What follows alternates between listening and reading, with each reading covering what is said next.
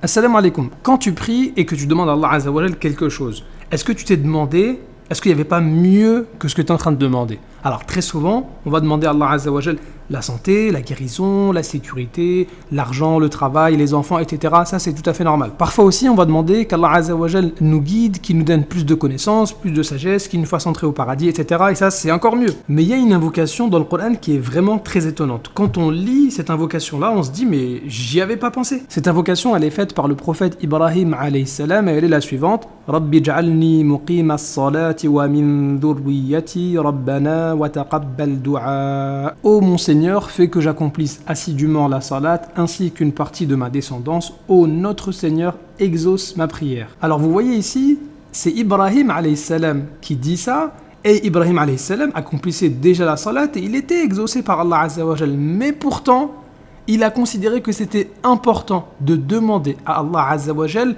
le fait d'être assidu à la prière, le fait de toujours prier, de prier correctement et le fait d'être exaucé par Allah Azza wa Jal. Et vous voyez qu'Ibrahim alayhi salam pense aussi à sa descendance qui sont en fait les musulmans.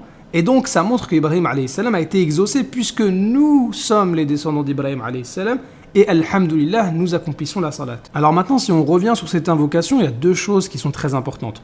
En pleine invocation, on demande, comme Ibrahim alayhi salam, le fait qu'Allah Azza wa Jal puisse nous maintenir dans les invocations, c'est-à-dire le fait d'accomplir la salat, et pendant qu'on accomplit la salat, eh bien on est en train d'invoquer Allah Azza wa Jal. Ça veut dire que là, cette invocation-là te permet de continuer à faire d'autres invocations. Si tu fais une invocation, tu demandes à Allah Azza wa Jal qui te donne telle ou telle chose, c'est pas dit que par la suite, tu vas continuer d'invoquer Allah Azza wa Jal. Alors que là, en faisant cette invocation, tu demandes à ce qu'Allah Azza wa Jal fasse de toi quelqu'un qui continue de l'invoquer. Et c'est ça qui est extraordinaire.